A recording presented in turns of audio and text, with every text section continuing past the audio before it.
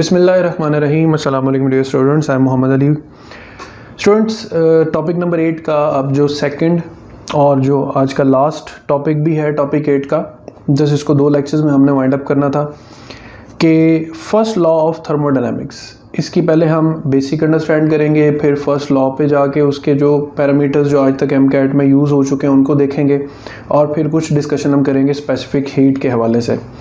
तो student, first law of thermodynamics से पहले हम कुछ मेन इंपॉर्टेंट टर्म्स जैसे टेम्परेचर है, तो टेम्परेचर को डिफाइन किया जाता है as the degree of hotness और कोल्डनेस ऑफ अ सिस्टम। ठीक है, it is measured as the average kinetic energy of the system. जैसे पिछले लेक्चर में आपने देखा भी कि average kinetic energy proportional to absolute temperature होती, और इसको मेजर किया जाता है केल्विन, डिग्री सेल्सियस या फ़ारेनहाइट में। इसके मुकाबले में जो हीट है, it is defined as the total kinetic energy of the system. इसमें ट्रांसलेशनल, रोटेशनल, वाइब्रेशनल्स, हर किस्म की जो एनर्जी है वो इन्वॉल्व हो जाती। हीट को अगर आपने सपोज करना हो तो you can suppose it like a fluid which flows from the level of high temperature to low temperature until और unless the body attains thermal equilibrium. जब तक दोनों बॉडीज़ का टेम्परेचर सेम नहीं हो जाता, हीट वो फ्लूइड है जो फ्लो करता रहेगा। इस यूनिवर्स में सबसे ज़्यादा जो एनर्जी डिसिपेट होती है जिस फॉर्म ऑफ एनर्जी में, वो हीट एनर्जी है। फिर इसको एनर्जी के यूनिट्स में, जाउल्स में, आर्ज में, कैलोरीज में जो है मेजर किया जाता है। यही हीट जब हम कुछ डिफरेंट पैरामीटर्स पे पढ़ते हैं तो हाउ हीट इज़ ट्रांसफर्ड, मैंने कहा ना ये फ्लो करती है like a fluid from high to low. Heat आप कह सकते हैं कि 2 तरह ट्रांसफ़र होती है, थ्रू अ मीडियम और थ्रू स्पेस और वैक्यूम। अब मीडियम्स 2 तरह के होते हैं, सॉलिड और फ्लूइड। ठीक है, इसको आप गूगल पे मज़ीद सर्च कर सकते हैं, इसके इमेजेस आप देख सकते हैं कि सॉलिड्स में हीट फ्लो करती है by the process of conduction. Why and how?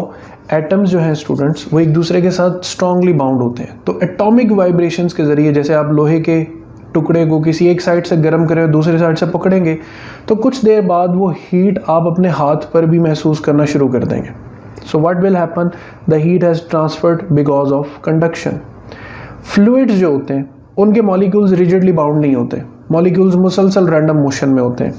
तो फ्लूइड्स में जो मेथड ऑफ हीट ट्रांसफ़र होता है उसे कन्वेक्शन कहते हैं। मिसाल देता हूँ कि आपके पास फॉर एग्जांपल एक बर्तन में पानी है, तो आप उसको जब बॉटम से हीट अप करेंगे तो सबसे पहले बॉटम के करीब वाला पानी गर्म होगा। अब जो पानी गर्म होगा उसकी डेंसिटी कम हो जाएगी, तो वो कम डेंसिटी से जाएगा, कम डेंसिटी की वजह से ऊपर की तरफ जाएगा, और जो हाई डेंसिटी वाटर है वो नीचे आना शुरू हो जाएगा। तो एक्चुअल मूवमेंट होगी मॉलिक्यूल्स की from one position to another. तो वो अब देखें, हमारा जितना समंदरी निज़ाम है वो सारा कन्वेक्शन के ज़रिए, जितना एटमॉस्फेयर है वो भी फ्लूइड है, गैस भी फ्लूइड होती है, लिक्विड भी फ्लूइड होता है। तो समंदरों में, हवाओं में किस तरीके से हीट कंडक्ट हो रही है? Through convection. और जहाँ भी सॉलिड सरफेस है, ज़मीन में पहाड़ है या पथरीले इलाके हैं, वहाँ पर कैसे हो रही है? Through conduction. फिर स्पेस में, जैसे सूरज से हमें स्टूडेंट्स जितनी रेडिएशन आ रही है, जितनी भी हीट एनर्जी आ रही है, वो in the form of radiations है, और रेडिएशंस में सारा इलेक्ट्रोमैग्नेटिक स्पेक्ट्रम आ जाता है। ठीक है, जो इलेक्ट्रोमैग्नेटिक स्पेक्ट्रम जो है वेव्स के टॉपिक में हम पढ़ भी चुके हैं। फिर आती है specific heat, very important concept. Heat required to raise the temperature of unit mass of a substance. Students, specific heat का हमारी नेचर में बहुत अहम रोल है। मिसाल के तौर पे जब सख्त गर्मी होती है, ठीक है, उस सख्त गर्मी में अगर कहीं स्विमिंग पूल है तो आप कभी उस स्विमिंग पूल पर जाएं तो आप देखेंगे कि जो पानी है वो उसी सूरज की तपिश में उतना गर्म नहीं है जितना उस स्विमिंग पूल के साइडों पर जो सीमेंट रेत से बना हुआ फर्श है वो गर्म है। अब ज़रा सी बात इमेजिन करें कि स्विमिंग पूल और उस साइड पे मौजूद सरफेस को रोशनी तो एक ही सूरज दे रहा है, बट वो पानी ठंडा क्यों है और वो फर्श गर्म क्यों है? उसकी वजह कि डिफरेंट अमाउंट ऑफ हीट्स चाहिए होती हैं सब्सटेंसेस को अपना टेम्परेचर रेज करने के लिए। जो रेत या सीमेंट है वो कम हीट लेकर भी अपना टेम्परेचर बढ़ा लेगी, जो पानी है उसको टेम्परेचर बढ़ाने के लिए ज़्यादा अमाउंट ऑफ हीट चाहिए। So that is the meaning of specific heat. Metals होती हैं जो, उनकी स्पेसिफिक हीट बहुत कम होती, यानी आप ज़रा थोड़ी सी देर के लिए उसको आग के शोले पर रखें वो हीट अप हो जाएगी, और जो पानी है उसको अच्छा खासा टाइम लगता है बॉयल अप होने में। तो वाटर और सैंड, पानी और रेत अगर आप यूज़ कर रहे हैं, आप हीट प्रोवाइड करें इसको भी और इसको भी। फ़र्ज़ करें दोनों का स्टार्टिंग टेम्परेचर 25 डिग्रीज़ है। अब आप हीट प्रोवाइड करते जा रहे हैं, आप हीट को समझ लें कि आप पानी को भी बिस्किट खिला रहे हैं और रेत को भी बिस्किट खिला रहे हैं हीट के। अब रेत जो है उसने थोड़े से बिस्किट खाकर ही अपना टेम्परेचर 26 कर लेना, यानी रेत बड़ी तेज़ी से अपना टेम्परेचर रेज़ करती, जबकि पानी अच्छे खासे बिस्किट खाएगा तब कहीं जाकर इसका टेम्परेचर 25 से कितना हो जाएगा, 26। अब देखें, रेत चूँकि बड़ा स्पीडीली हीटअप होती है, इसीलिए सहरा दिन के वक्त इंतहाई गर्म होते हैं और पानी बहुत स्लोली हीटअप होता है, इसलिए समंदरी इलाके, दरियाओं के पानी हमेशा ठंडे होते हैं।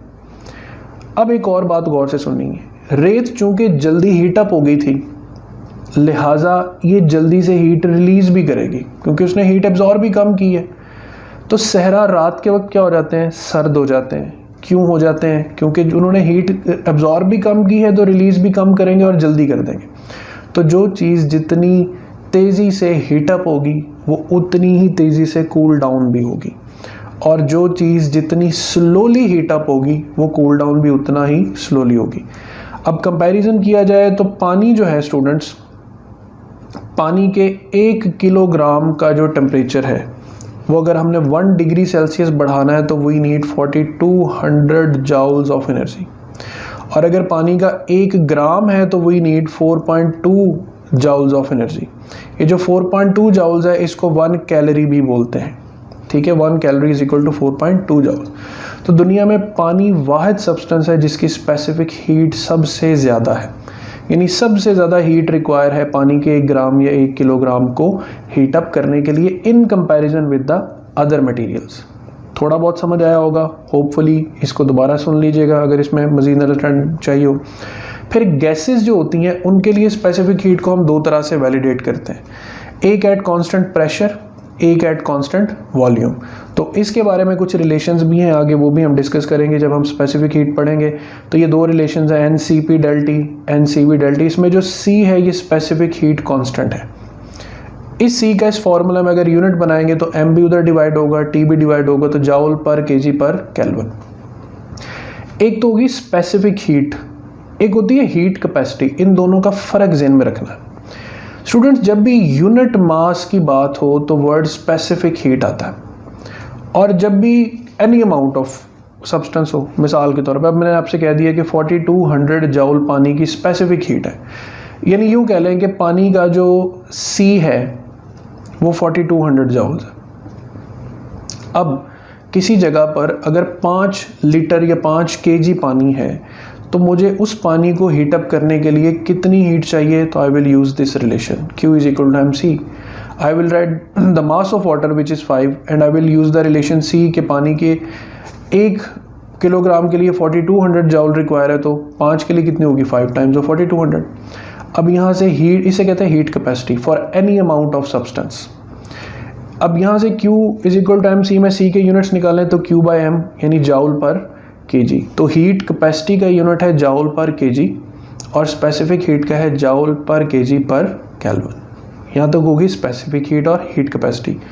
लेटेंट हीट क्या होती है, मटेरियल का फेज चेंज करने के लिए जो हीट रिक्वायर होती है, जैसे लेटेंट हीट ऑफ वेपराइजेशन है। तो 1 ग्राम ऑफ एनी गैस या 1 ग्राम वाटर वेपर्स हैं, उनको हमने लिक्विड फॉर्म में चेंज करना है, तो हम उसको जितनी अमाउंट ऑफ हीट उससे एक्सट्रैक्ट करेंगे वो कहलाएगी लेटेंट हीट ऑफ वेपराइजेशन, यानी वो अमाउंट ऑफ हीट जो वेपर्स में से निकाल ली जाए तो वो लिक्विड बन जाएंगे, या वो अमाउंट ऑफ हीट जो उस 1 ग्राम लिक्विड में डाल दी जाए तो वो क्या बन जाएंगे, वेपर्स।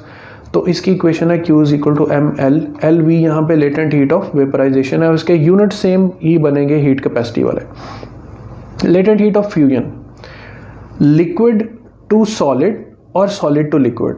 इससे रिलेटेड मैं आपसे मशवरा दूंगा कि आप एक चैप्टर 8 की लास्ट एग्जाम्पल और लास्ट न्यूमेरिकल लाजमी सॉल्व करें, जिसमें आइस को वाटर में और वाटर को आइस में कन्वर्ट करने के एंट्रोपी के क्वेश्चंस हैं।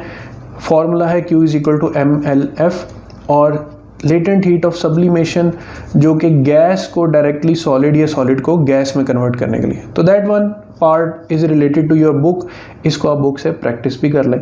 यहाँ तक हमने हीट और टेम्परेचर के कॉन्सेप्ट देखे। अब हम वर्क, इंटरनल एनर्जी और फिर फर्स्ट लॉ के केसेस को डिस्कस करते हैं। स्टूडेंट्स, इसके बाद जो फर्स्ट लॉ ऑफ थर्मोडायनेमिक्स है, जिसे हम law of conservation of energy भी कहते हैं थर्मोडायनेमिक्स में, ये इसकी स्टेटमेंट है कि Q heat energy enter to a system appears as an increase in the internal energy plus work done by the system। कुछ कन्वेंशंस याद रखनी है, MCQs से आ सकते हैं कि अगर सिस्टम में हीट एनर्जी एंटर होगी तो will be taken as positive, leave करेगी तो will be taken as negative. अगर वर्क ऑन द सिस्टम होगा, वर्क की इक्वेशन P del V है, वर्क ऑन द सिस्टम होगा तो नेगेटिव, बाय द सिस्टम होगा तो पॉजिटिव। केमिस्ट्री में ये बात उलट है, मिक्स नहीं कर देना इसको, ठीक है। फिजिक्स में हमें सिस्टम से काम लेना होता है, हमें गाड़ी बनाकर ये नहीं है कि उसको धक्का लगाना है, हमें गाड़ी से काम चाहिए। तो अगर हमारी बनाई हुई गाड़ी काम करेगी, वर्क डन बाय कार होगा तो we will consider it positive, और अगर गाड़ी बना के उसे धक्का ही लगाना हमने तो it will be considered as our negative work. फिर सिस्टम की इंटरनल एनर्जी इंक्रीज करेगी तो पॉजिटिव कंसीडर होगी, डिक्रीज करेगी तो नेगेटिव कंसीडर होगी। न्यूमेरिकल नंबर 3 जो है स्टूडेंट्स, उसको आपने एक नज़र देख लेना। फिर इंटरनल एनर्जी का डायरेक्ट जो सिलेबस में मेंशनिंग है कि इंटरनल एनर्जी को आपने अंडरस्टैंड करना है कि sum of all kinds of molecular energies of a system is called internal energy, but in case of ideal it's something else, in case of real gas something else. Ideal gas की तो molecular motion ही सिर्फ translational होता है, तो sum of translational kinetic energy of ideal gas molecules will be named as its internal energy and it only depends upon temperature. जबकि real gas के molecules में translational, rotational, vibrational तमाम तर energies मौजूद होती हैं, तो ये टेम्परेचर पे भी डिपेंड करती हैं, प्रेशर पे भी और वॉल्यूम पे भी। हमारा मेन कंसर्न किससे है? आइडियल गैस के साथ। फिर आपकी बुक में एक स्टेटमेंट लिखी है कि del U is just like gravitational potential energy, कि it only depends upon the change of state. It doesn't matter कि आप प्रेशर और वॉल्यूम की सिचुएशन 1 से सिचुएशन 2 तक किस रास्ते से पहुंचे, it only depends upon the final and initial condition, that's why it is like gravitational potential energy. फिर अगर आपके पास एक साइक्लिक प्रोसेस है स्टूडेंट्स, तो दो मोटी मोटी बातें याद रखनी है कि एक थर्मोडायनामिक साइक्लिक प्रोसेस में पूरे एक साइकिल में वर्क डन 0 नहीं होता, but change of internal energy क्या होता है? 0, क्योंकि सिस्टम अपनी इनिशियल पोजीशन पर वापस आ चुका होता है। यहाँ तक थोड़े से कॉन्सेप्ट हीट, वर्क और इंटरनल एनर्जी के। अब हम चलते हैं इसके मेन टेबल पर। स्टूडेंट्स, अब जो सेकेंड स्लाइड है हमारी फर्स्ट लॉ ऑफ थर्मोडायनामिक्स में, अब हम processes of first law of thermodynamics को या एप्लीकेशंस को डिस्कस करें तो ये टेबल गौर से समझना है, और इस टेबल से bulk of information about MCQs जो है वो क्रिएट हो सकती है। बहुत आसान सवाल आज तक MTCAT में आए हैं, जैसे ये ग्राफ, PV ग्राफ की ये शेप जो है ये किस प्रोसेस से ताल्लुक़ रखती है? आइसोथर्मल से। फिर कंपैरिजन में एडियाबैटिक याद रखना है। Q is equal to W किस प्रोसेस को शो करता है? यानी ऐसे कुछ इस टेबल से रिलेटेड बहुत से क्वेश्चन जो है वो MTCAT में आ चुके हैं। तो इस टेबल की स्पेसिफिकेशन क्या है कि प्रोसेस क्या है? Isothermal, adiabatic, isochoric, isobaric. Book पे 2 process directly given, isothermal and adiabatic. Isochoric और आइसोबैरिक का लिंक कैसे जुड़ता है वो भी मैं बताता हूँ। फिर प्रोसेसेस में क्या कांस्टेंट रखा जाता है, उस चीज़ को कांस्टेंट रखने से फर्स्ट लॉ की इक्वेशन क्या बनती है? स्टेट इक्वेशन, जो कि basically PV is equal to RT से बनती है, वो इक्वेशन क्या बनेगी? ग्राफ कैसी शेप में होगा? Slope not very important, but to make you understand some things about work. और फिर स्पेसिफिक हीट क्या कंसिडर होती है। तो पहला प्रोसेस आइसोथर्मल है, इसमें टेम्परेचर को कांस्टेंट रखा जाता है। अगर टेम्परेचर में चेंज नहीं आएगा तो इंटरनल एनर्जी में भी चेंज नहीं आएगा। लिहाजा फर्स्ट लॉ की जो इक्वेशन है Q is equal to del U plus W, उसमें से डेल U 0 हो जाएगा, तो Q इक्वल्स टू W, और ये MCQ MTCAT में आ भी चुका। अगर टेम्परेचर कांस्टेंट है तो स्टेट इक्वेशन में देखें प्रोडक्ट ऑफ PV कांस्टेंट हो जाएगा, तो ये कौन सा लॉ हो जाएगा? बॉयल्स लॉ हो जाएगा। चूंकि P और V का इन्वर्स रिलेशन है तो यहाँ पे एक इन्वर्स रिलेशन ग्राफ बन जाएगा P और V के दरमियान। अच्छा, ग्राफ के ऊपर एरोज का लगा होना बड़ी इंपॉर्टेंस रखता है। अगर ये एरो डाउनवर्ड है तो ये डाउनवर्ड एरो शो करता है एक्सपेंशन ऑफ द सिस्टम को, यानी work done by the system को। और अगर ये एरो अपवर्ड है तो फिर ये शो करता है कंप्रेशन ऑफ द सिस्टम को, यानी work done is on the system. हम मेजरली कंसीडर करते हैं एक्सपेंशन को, the work is done by the system. अब एक्सपेंशन होगी तो प्रेशर में डिक्रीज आएगा। तो स्लोप क्या होता है? Perpendicular over base. तो परपेंडिकुलर पे है प्रेशर चेंज, बेस पे है वॉल्यूम चेंज। चूंकि प्रेशर डिक्रीज कर रहा है, प्रेशर मेन कंपोनेंट हमारे पास है, तो प्रेशर के डिक्रीज की वजह से स्लोप नेगेटिव आएगी। अच्छा याद रखें, स्लोप का और work done by that process का रिलेशन इनवर्स होगा। जिस केस में स्लोप मिनिमम होगी, ये जुमला लिख लेना है, जिस केस में स्लोप मिनिमम होगी उस केस में वर्क जो है वो मैक्सिमम होगा। अच्छा, फिर स्पेसिफिक हीट पे आ जाए। जब टेम्परेचर को रखना ही कांस्टेंट है तो स्पेसिफिक हीट की डेफिनेशन याद करें क्या थी? Amount of heat required to raise the temperature. जब टेम्परेचर ही कांस्टेंट रहना है तो जितनी मर्जी हीट ऐड करते जाएं, प्रोसेस को क्या रखना है? आइसोथर्मल। तो इनफाइनाइट अमाउंट ऑफ हीट चाहिए है हमें आइसोथर्मल प्रोसेस में क्या करने के लिए? टेम्परेचर रेज करने के लिए। फिर उसके बाद आता है एडियाबैटिक प्रोसेस। अच्छा, आइसोथर्मल की एग्जांपल्स में आ जाए melting of ice, boiling of water, यानी मोस्टली जब चीज़ें अपना मटेरियल अपना फेज चेंज कर रहे होते हैं उस वक्त उनका टेम्परेचर क्या रहता है? कांस्टेंट रहता है। एज वेल एज ये चेंजेस आइसोबैरिक भी होती हैं क्योंकि उस टाइम पे प्रेशर भी कांस्टेंट रहता है। एडियाबैटिक प्रोसेस डेफिनेशन क्या थी? A process in which no heat enter और लीव द सिस्टम। इसकी example sound propagation in air है, क्लाउड फॉर्मेशन है, sudden expansion of compression of gases है। ये इसकी एग्जांपल्स में याद रखना है। जब हीट कांस्टेंट है तो इसका मतलब कि जो Q एंटर द सिस्टम है वो जीरो है। Then either the equation is plus del U equals to minus W, यानी work done on the system, या minus del U is equal to plus W is work done by the system हो जाएगा। इसकी जो state equation book में लिखी है P V gamma equals to constant है।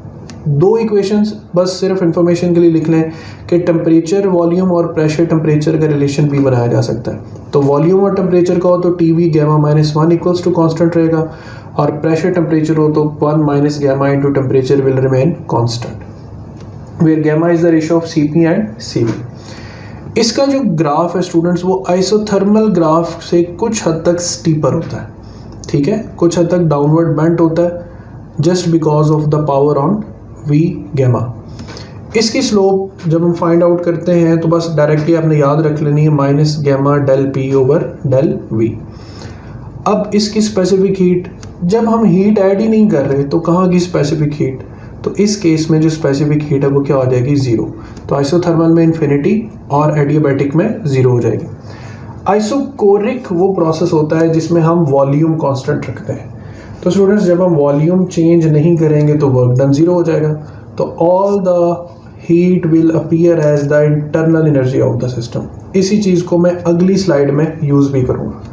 तो when work done is zero तो आइसोकोरिक यानी कांस्टेंट वॉल्यूम पे जो हीट ऐड होती है ना वो NCV डेल टी होती है। जैसे स्पेसिफिक हीट में आपने पढ़ा amount of heat required to raise the temperature.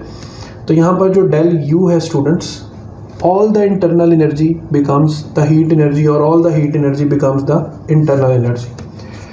अब वॉल्यूम कांस्टेंट है तो यहाँ देखें वॉल्यूम कांस्टेंट रखें तो प्रेशर और टेम्परेचर का डायरेक्ट रिलेशन आ जाएगा, तो the ratio of pressure and temperature will remain constant. Ideal gas के टॉपिक में याद करेंगे, इसे गे-लुज़ैक्स लॉ भी कहते हैं और प्रेशर टेम्परेचर लॉ भी कहते हैं। Now see, if volume is constant तो इसका मतलब है कि वॉल्यूम का एक फिक्स पॉइंट हम यहाँ पे सेट कर देंगे। अब वॉल्यूम ना डिक्रीज कर सकता है ना इंक्रीज कर सकता है। हाँ, प्रेशर तो वेरी कर सकता है, तो प्रेशर के अलोंग ये लाइन बढ़ती चली जाएगी बट वॉल्यूम के अलोंग चेंज नहीं होगी। एक स्ट्रेट वर्टिकल लाइन की स्लोप इन्फिनिटी होती है, लिहाजा ये स्लोप चूंकि मैक्सिमम आ रही है लिहाजा यहाँ पे वर्क डन जीरो आएगा। मैंने आपको क्या बताया कि स्लोप और work done by the system का रिलेशन इनवर्स होता है, ठीक है। फिर देखें ये स्लोप अगर नेगेटिव है तो ये मोर नेगेटिव है क्योंकि इसके साथ एक नॉन जीरो फैक्टर भी मल्टीप्लाई हो रहा है। तो आइसोकोरिक में तो ये तय हो गया कि वर्क होता ही जीरो है। आइसोकोरिक के बाद ज़्यादा वर्क होता है, यूँ कह लें कि नंबर इससे थोड़ा सा इसे ग्रेटर पे आए तो नंबर 3 पे वर्क इसमें ज़्यादा होगा, नंबर 2 पे वर्क इसमें ज़्यादा होगा। और अब हम जब आइसोबैरिक पे आते हैं उसको आगे डिस्कस करते हैं। अच्छा, अब आइसोकोरिक में कांस्टेंट है वॉल्यूम, तो कांस्टेंट वॉल्यूम पे जो हीट ऐड की जाती है स्टूडेंट्स उसको क्या कहते हैं? CV, where CV is equal to CP minus R। ये इस तरीके से फाइंड किया जा सकता है। और आइसोबैरिक प्रोसेस में स्टूडेंट्स कांस्टेंट रखते हैं किसको? प्रेशर को। पूरी इक्वेशन आ जाएगी Q is equal to del U plus W, क्योंकि वर्क डन भी जीरो नहीं होगा, इंटरनल एनर्जी भी बढ़ेगी। मोस्टली जो फर्स्ट लॉ ऑफ थर्मोडायनामिक्स है वो प्रेफरेबली आइसोबैरिक प्रोसेस होता है, जिसमें हीट भी एंटर होती है, इंटरनल एनर्जी भी चेंज होती है और वर्क भी होता है। कांस्टेंट प्रेशर पे हीट ऐड की जाए तो उसकी इक्वेशन होती है NCP del T। अब स्टेट इक्वेशन पे आ जाए, अगर आप प्रेशर कांस्टेंट रखेंगे तो वॉल्यूम का डायरेक्ट रिलेशन टेम्परेचर से बनेगा, तो the ratio of volume and temperature will remain constant. अच्छा, एक तो मैंने आपको इन स्टेट्स के ग्राफ करवाए थे आइडियल गैस में। यहाँ पर जितने ग्राफ्स हैं वो सिर्फ P और V में, और इन पे ज़्यादा फोकस भी रखना है। अब देखें स्टूडेंट्स कि प्रेशर ने कांस्टेंट रहना है, तो आप प्रेशर का एक पॉइंट फिक्स कर देते हैं। वॉल्यूम तो लेफ्ट राइट चेंज हो सकता है बट प्रेशर वेरी नहीं करेगा। अब ये जो हॉरिजॉन्टल लाइंस होती हैं इनकी स्लोप क्या होती है? 0। जहाँ स्लोप 0 होगी वहाँ पे वर्क क्या होगा? मैक्सिमम। तो अगर हम कैटेगराइज करें तो नंबर 1 पे सबसे ज़्यादा वर्क किस प्रोसेस में होता है? आइसोबैरिक में। उसके बाद नंबर 2 में आइसोथर्मल में, फिर नंबर 3 में एडियाबैटिक प्रोसेस में। और इस पॉइंट पर जो स्पेसिफिक हीट है उसको नाम देते हैं CP का, by remembering the relation that CP minus CV is equal to R and by remembering that CP is greater than CV। तो यहाँ तक इस टेबल को अच्छी तरह अंडरस्टैंड करें, खुद इसको डिज़ाइन करें, समझ के चीज़ों को कांस्टेंट रख के। लास्ट स्लाइड में मैं आपको वर्क से रिलेटेड कुछ ग्राफ और उनको सॉल्व करने का तरीका और स्पेसिफिक हीट से रिलेटेड जो है टेबल वो प्रोवाइड करता हूँ, और कुछ क्वेश्चंस ऐड हो जाएंगे स्टूडेंट्स। इंशाल्लाह अगले लेक्चर में जल्द हाजिर होंगे। अपना ख्याल रखिएगा। अल्लाह हाफिज़। स्टूडेंट्स, वर्क से रिलेटेड याद रखें कि वर्क की इक्वेशन होती है P del V भी होती है, del P del V भी होती है। यहाँ पे कुछ जनरल केसेस के ग्राफ्स मैंने यहाँ पर दिए हुए हैं, उनके नीचे फार्मूलाज भी लिखे हुए हैं कि आपने किस ग्राफ में वर्क को कैसे डील करना है। तो ये एक सिंपल एक स्ट्रेट लाइन बार है, उसमें प्रेशर चूँकि कांस्टेंट है तो W is equal to PV2 minus V1 आ जाएगा। अगर आपके पास एक लाइन इस तरह स्ट्रेट शो की हुई हो तो जो एरिया अंडर द ग्राफ आएगा सारा, उसका फॉर्मूला होगा 1/2 P1 प्लस P2। यहाँ पर डिफरेंस नहीं लेना आपने, यहाँ पे प्लस P1 प्लस P2, और वॉल्यूम का डिफरेंस लेना है कि ये चेंज ऑफ वॉल्यूम कंसिडर करना है। जब इस सिचुएशन में आपको पूरा ट्रेपीजियम सा जो है ये बना हुआ नजर आए। रेक्टेंगल हो तो simple del P del V, यानी प्रेशर का चेंज भी निकालें और वॉल्यूम का चेंज भी निकाल के मल्टीप्लाई कर दें। ट्राइंगुलर स्ट्रक्चर हो तो एरिया ऑफ ट्राइंगल आप अच्छी तरह समझते हैं कि 1/2 del P into del V। और अगर सर्कुलर शेप में वर्क फाइंड करना हो तो यहाँ पर आप π/4 del P into del V का फॉर्मूला यूज़ कर सकते हैं। ठीक है, इससे रिलेटेड जो प्रॉब्लम्स आपको आएंगे उन पे आप ये फॉर्मूला अप्लाई करके देखिएगा। फिर सिचुएशन आ जाए कि 1 या 2 दो प्रोसेस है, इनमें से किस में वर्क ज़्यादा होगा तो दोनों को अलग अलग कंसीडर कर लें और देखें कि किसके अंडर एरिया ज़्यादा आ रहा है। अब देखें, ऑब्वियस है कि जो 1 रीजन है उसमें ज़्यादा एरिया और जो 2 है उसमें कम एरिया। तो एरिया अंडर PV ग्राफ ये भी वर्क को शो करता है स्टूडेंट्स। तो जहाँ पर एरिया ज़्यादा होगा वहाँ पे वर्क भी ग्रेटर होगा। तो यहाँ पे वर्क सिचुएशन आ गई। अब एक पार्ट जो है लास्ट वो स्पेसिफिक हीट से रिलेटेड, और फिर हमारा ये टॉपिक जो है वो एंड हो जाएगा। स्टूडेंट्स, अब जो मैं आपको टेबल समझाने लगा हूँ इसमें आपने बहुत ही कीनली तवज्जो देनी है और समझना है कि ये टेबल मैंने कैसे कंस्ट्रक्ट किया है और इसमें क्वेश्चंस किस तरीके से आ सकते हैं। Number 1, molar specific heat of ideal gas में एक CP और एक CV की हम कंडीशन पढ़ते हैं। स्टूडेंट्स, गैसेस 3 तरह की होती हैं, मोनोएटॉमिक, डायटॉमिक, पॉलीएटॉमिक। मोस्टली जो हम आइडियल गैस के मॉलिक्यूल्स को सपोज करते हैं हम सिर्फ मोनोएटॉमिक सपोज करते हैं। फिर हम ये भी सपोज करते हैं कि उस गैस मॉलिक्यूल्स में ना तो कोई रोटेशन होती है ना वाइब्रेशन होती। एक बात। अगली बात, एक लॉ होता है जिसे कहते हैं लॉ ऑफ इक्विपार्टीशन एनर्जी। जैसे ये मॉलिक्यूल 3 एक्सिस डायरेक्शंस में मूव कर सकता है। सो इसको जो भी एनर्जी दी जाएगी वो 3 हिस्सों में डिवाइड होगी और इक्वली डिवाइड होगी, ठीक है। Each independent mode by which a system can absorb energy is called its degree of freedom. ये डेफिनेशन मैं दोबारा रिकॉल कर रहा हूँ। Each independent mode by which a system can absorb energy is called degree of freedom। अब देखें, internal energy जो system एक मॉलिक्यूल किसी एक डिग्री ऑफ फ्रीडम या किसी एक डायरेक्शन में एब्जॉर्ब करेगा ना, वो है 1/2RT, ठीक है। इसको आप लिख सकते हैं कि एनर्जी पर मॉलिक्यूल या एनर्जी पर मोल पर डिग्री ऑफ फ्रीडम।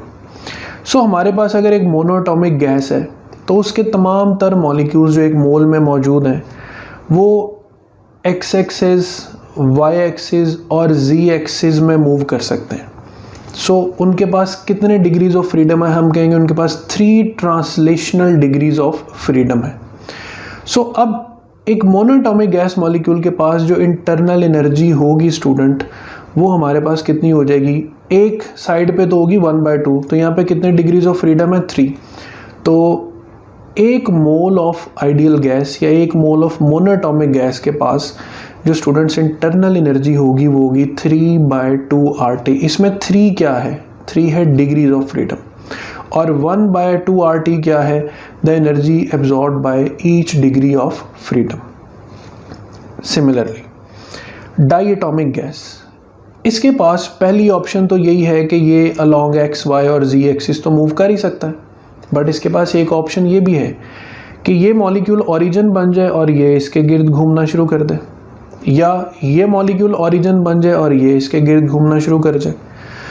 तो अब 3 तो हो गए ट्रांसलेशनल, जो एक्स वाई और जी ये मोशन तो परफॉर्म करना ही करना है इसने, लेकिन साथ साथ ये एक दूसरे के अक्रॉस घूम भी सकते हैं, तो 2 रोटेशंस भी परफॉर्म कर सकते हैं। तो इनके पास टोटल कितने डिग्रीज ऑफ फ्रीडम हो गए? 5। तो इनके एक मोल की इंटरनल एनर्जी कितनी होगी? डाई एटॉमिक गैस के एक मोल की एनर्जी 5/2RT हो जाएगी। Polyatomic gas, X Y X पे तो इसने मूव करना ही है, लेकिन चूंकि पॉलीएटॉमिक है इसको ट्राई एटॉमिक भी कह सकते हैं। अब 1 2 3 ट्रांसलेशनल, और चूंकि 3 मॉलिक्यूल्स हैं तो तीनों में एक एक दफ़ा अगर ओरिजिन बने तो तीनों एक दूसरे के गिर्द रोटेट कर सकते हैं, तो 3 ही डिग्रीज ऑफ फ्रीडम किसके हो जाएंगे? रोटेशन के। टोटल कितने हो गए? 6 हो गए। तो 6/2RT, इसको आप 3RT भी लिख सकते हैं। यहाँ तक हमने इंटरनल एनर्जी की इक्वेशंस देखी। अब यहाँ पे मैं एक चीज़ रिकॉल करवा दूँ कि जब हम प्रेशर ऑफ गैस पढ़ रहे थे तो हमारे पास एवरेज काइनेटिक एनर्जी का आंसर आया था 3/2RT for mole of a gas. और इस टॉपिक में मैंने आपको बताया कि आइडियल गैस की जो टोटल एनर्जी होती है इंटरनल, वो तो होती है उसकी एवरेज काइनेटिक एनर्जी, जो ट्रांसलेशनल मोशन की वजह से होती। तो अब हमारे रिजल्ट्स बहुत ज़्यादा मैच कर रहे हैं कि हमारी इंटरनल एनर्जी 3/2, ये 3 इसलिए कि आप प्रेशर ऑफ गैस की डेरिवेशन में भी रिकॉल करें तो हम एक्स वाई और जी एक्सिस को इंक्लूड करते हैं, तब ये 3 इन्वॉल्व होता है। तो थोड़ा सा चीज़ों को कनेक्ट करने की कोशिश करनी है। डिग्रीज ऑफ फ्रीडम का कॉन्सेप्ट याद रखना। देखें और आसान कर लेते हैं देसी जुमले में कि आप फॉर एग्जांपल आप डांस कर सकते हैं, तो जब भी आपको एनर्जी मिलती है आप 3 तरह के पैटर्न में डांस कर सकते हैं, तो और इक्वल वो परफॉर्मेंस देंगे। मतलब जैसे एक स्टेप में डांस कर रहे हैं, दूसरे स्टेप में भी उतनी एनर्जी के साथ डांस करेंगे, तो आपके 3 डिग्रीज ऑफ फ्रीडम हो जाएंगे। बट अगर कोई और भी शख्स आपके साथ इन्वॉल्व हो जाता है उस डांसिंग कंडीशन में, तो अब आपकी अपनी मूवमेंट तो है ही, बट आप अब डबल कंडीशन में भी जो है वो डांसिंग कर सकते हैं, जैसे रोटेशन परफॉर्म कर सकते हैं। तो each independent mode by which you can utilize your energy is called your degree of freedom. यहाँ तक तो हो गए इंटरनल एनर्जी। अब ये CV और CP की वैल्यूज़ पे आ जाए। स्टूडेंट्स आपको याद हो कि जब वॉल्यूम कांस्टेंट होता है, पिछले मैंने स्लाइड में बताया भी, तो तब सारी heat energy basically internal energy के इक्वल हो जाती। तो लेट्स से वॉल्यूम कांस्टेंट है, तो हमारे पास जो CV del T heat energy है वो del U के इक्वल हो जाएगी। अब डेल यू तो यहाँ पर लिखा हुआ है 3/2RT, तो T से T ने क्या हो जाना है, कैंसिल, तो हमें CV की वैल्यू मिल जाएगी मोनोटॉमिक गैस के लिए 3/2R। सिमिलरली डाई के लिए 5/2R और पॉली के लिए 3R। इन्हीं वैल्यू से CP फाइंड करना हो तो it is simple, CP is equal to CV plus R। तो 3/2 में R ऐड किया तो ये बन गया, 5/2 में R ऐड किया तो ये बन गया, 3R में R ऐड किया तो ये बन गया। सो दैट्स वाई हमारे पास ये रिजल्ट भी वेरीफाई होता है कि CP is greater than CV। और गैमा फैक्टर क्या है, the ratio of CP and CV। अब देखें 5/2 को 3/2 पे डिवाइड करेंगे तो आपके पास 5/3 रेशियो आएगी, 7/2 को 5/2 पे डिवाइड करें तो 7/5 आएगा, और 4R को 3R पे डिवाइड करेंगे तो 4/3 आ जाएगा। So that's how you can find और specify the values of gamma, और ये वैल्यूज़ आपके पास speed of sound in air में भी लिखी हुई हैं।